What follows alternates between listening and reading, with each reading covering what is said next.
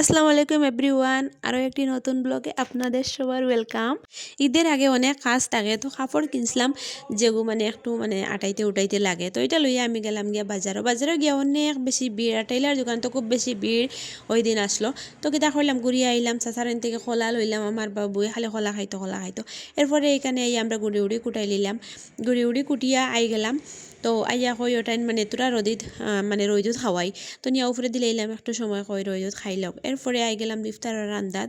তো ইফতারর লাগিয়া মাছ বানাইয়া তো সামান্য কিছু বানাইছে, তো বেশি কিছু বানাইয়ার না। আর ফুটি মাছ আসলো ওটাই বাজি করছি, ফুটি মাছ একমাত্র বাজি করে খাওয়া যায়। এরপরে এখানে তেরার আনছি বিচি দিয়া শীতল দিয়ে বানাইছি। এরপরে এখানে ইফতারের টাইম হয়ে গেলো, লই নিলাম ইফতার। রোজা শেষ হওয়ার পথে আমিও ফুলাও বানানি বাদ দিলাইছি, তো তারা তো আর মানন্যা লই আইলে 2 প্যাকেট ফুলাও। ওইরকম ইফতার কমপ্লিট হইল। এরপরে ইফতার করিয়া গেলাম গিয়া আবার বাজারও টেইলারের রিকানো গিয়া।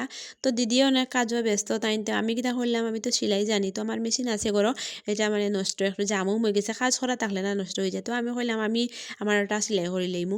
হয়ে আমি তার মেশিনও বইয়া আমি আমার তার 2টা কাপড় নিছিলাম, ওটাই কাপড় ঠিকঠাক করে লইয়া আইলাম।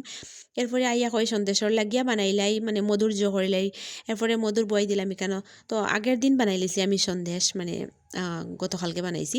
তো সব কিছু এখানে দিয়া মশলা উসলা দিলাইছি, যেটা যেটা দেওয়া লাগে সব দিলাইছি, দিয়া এখানে মধুর দিলাইছি, দিয়ে বালা টেক্সি একটা মিক্স করে লাইছি। করিয়া আমি আস্তে আস্তে বানানিতে লাগ গেছি। আর খাইওই বানানিতে সব কিছু মোটামুটি আমি পারি আর কি, তোমার কইয়া দিতে লাগে না বা কেউ বানাই দিতেও লাগে না।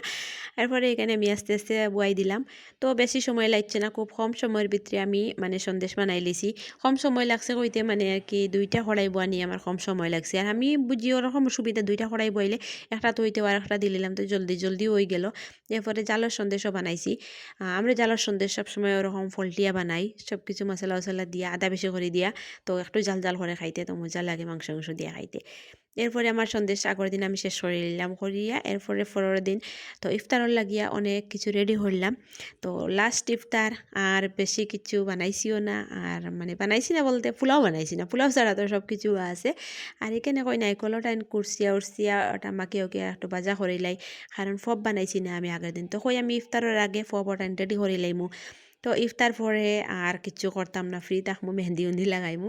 এর লাগিয়া আমি এখানে সব কিছু রেডি করিলাই। আর ফবর করিয়া কই ফবগুন বানাইয়া বাজা উজা করিলাই। তো এখানে দেখো আমি ফব সব কিছু বাজি লইয়ার বাজিয়া রেডি করে রাখি দিমু।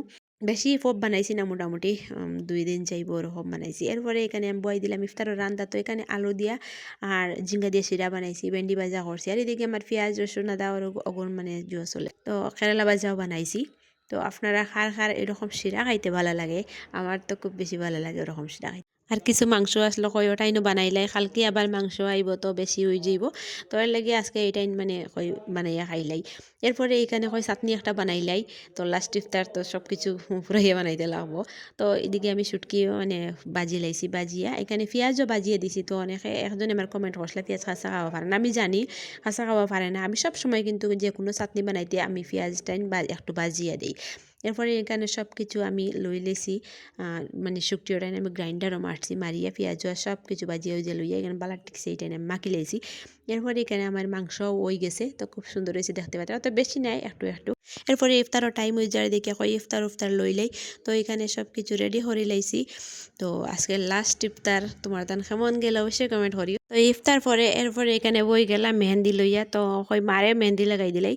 তো তানেও আমি খুব সুন্দর করে দিলাম। আমি মোটামুটি মেহেন্দি লাগাইতে পারি, অত বেশি নাই, প্র্যাকটিস নাই, প্র্যাকটিস থাকলে যে কোনো জিনিস ভালো হয়। তো মোটামুটি সুন্দরও হয়েছে, অত বেশি খারাপ হয়েছে না, বাজারে খাটতো মোটামুটি খার। যাই হোক, এখানে আমার হাতে একাতো আমি লাগাইছি, তো একাতো আমি লাগাইতে পারি না, আমার দিকে হইলাম দিলাও তুমি আমার তোরা লাগাই। তাই না, অবশ্য আর্টিস্ট সুন্দর সুন্দর আর্টে টুটে আঁকতে পারেন। তো তানরা দিও আমি তোরা মেহেন্দি লাগাইলাম ডাইনা। তো আজকের ভিডিওটুকু আপনার ভালো লাগলে লাইক কমেন্ট শেয়ার করো। Thank you everyone.